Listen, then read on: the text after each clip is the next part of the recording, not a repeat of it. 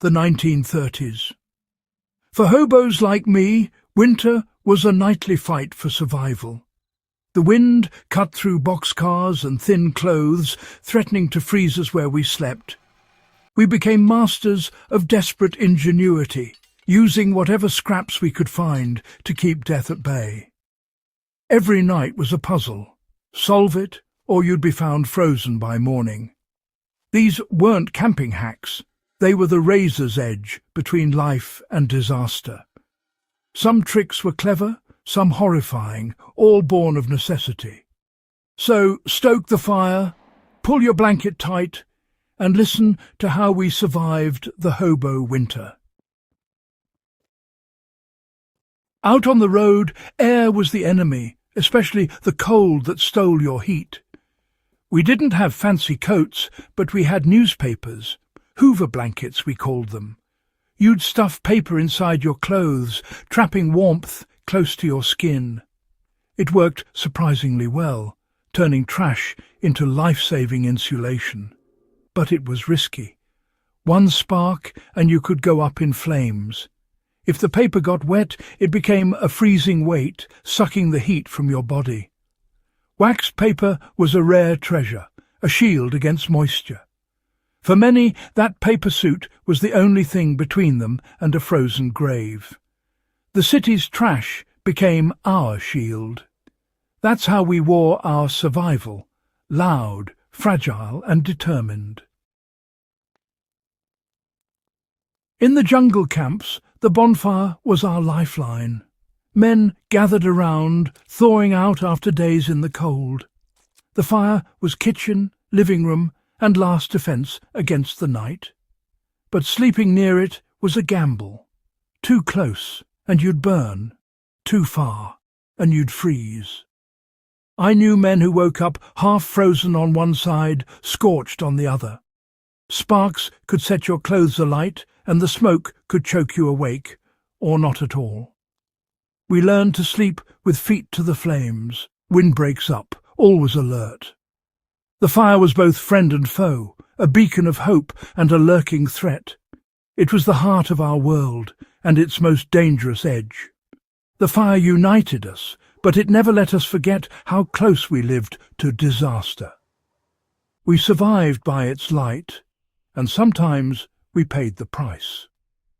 That was the devil's bargain of the jungle fire. When the flophouse was full, cardboard became our shelter.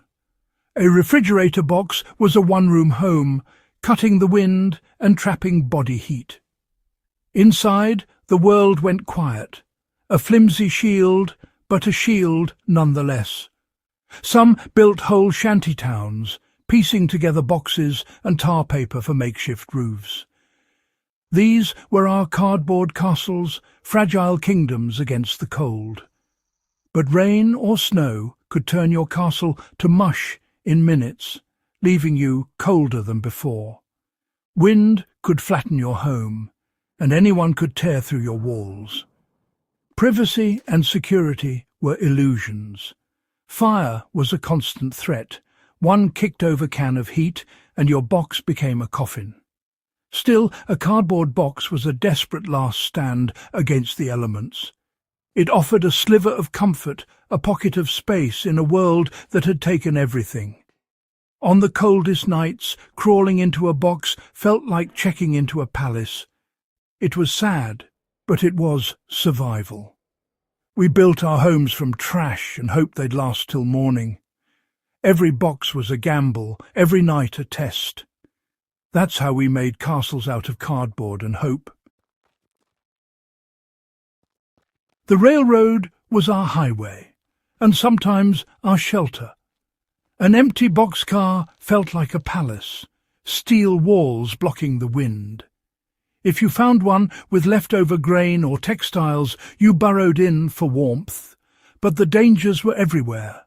Railroad police, shifting cargo, and the cold that seeped through steel. You couldn't make a sound, couldn't risk a fire, just lay in the dark, hoping not to be found. If the train moved, you risked being crushed by cargo or freezing in a rolling refrigerator. Sometimes a worker would lock the door from outside, trapping you in a steel tomb. The panic of hearing that lock click shut was unforgettable. Every boxcar was a high-stakes bet. Would you make it through the night or not? The iron coffin offered shelter, but at a terrible risk. We rolled the dice every time we climbed in. The wind stayed out, but death was always close. It was the best and worst place to hide from the cold. The rails gave us hope and danger in equal measure. Every journey was a gamble, every boxcar a test. We survived by luck, wits, and sheer will. That was the price of riding the rails in winter. Out in the fields, haystacks were nature's shelter. Burrow deep, and you'd find warmth and concealment, hidden from the world and the wind. The hay insulated, trapping body heat and the warmth of slow decay. But burrow too deep, and you risked suffocation. No air, no escape. Farmers could cut through the stack, never knowing you were inside. Rats, snakes, and fire were constant threats. One spark, and your haven became a tomb. Sleeping in a haystack was a gamble. Warmth versus a silent, suffocating end. Some nights it was worth the risk. For others, it was their last. The haystack was both sanctuary and grave. We took our chances, hoping for morning. That was the hobo's country refuge, warm, hidden, and deadly. In the city, warmth leaked from steam grates and tunnels. Steam grates became heated beds, the metal hard, but the air warm. Men fought for the best spots, huddled in the rising mist. But you were exposed, vulnerable to police, drunks, and sudden bursts of scalding steam. Some went deeper, into sewers and steam tunnels, trading cold for filth and danger. Down there it was above freezing, but disease, toxic gases and flash floods lurked in the dark. The steam tunnels were hotter, but a burst pipe could kill in an instant. Sleeping on a grate or in a tunnel was surrendering to the city's underbelly. It was survival at its grimmest, warmth bought with risk and dignity lost. We lived in the city's guts, surviving on its waste heat.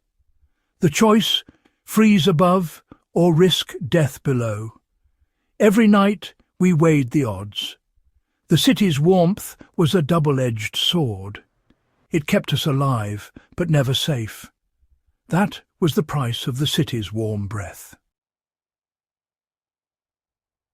Sometimes the only warmth was another person.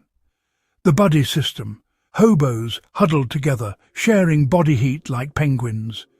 It was an unspoken agreement, a silent nod in the cold. You'd sit back to back or side by side, sharing a blanket if you had one. But trust was rare. The man keeping you warm could rob you blind or worse. You learned to sleep with one eye open, never fully relaxed. Every shift or sigh jolted you awake, ready to defend yourself. It was exhausting, but sometimes the only way to survive. The buddy system was a paradox: connection and vulnerability, warmth and risk. It was a flicker of community in a cold, indifferent world. But it was always a gamble, on trust, on character, on survival. The warmest bed was also the most dangerous. That was the unspoken pact of hobo life. Looking back, it's hard to believe what we did to survive. Paper armour, cardboard castles, haystack graves. Each night was a battle, every trick a line between life and death. Our resourcefulness was born of desperation, but it was also defiance. We were more than victims. We were survivors, using wits to cheat death. The world has changed, but the struggle for warmth is timeless. Share your own stories of survival in the comments. Stay safe and stay warm.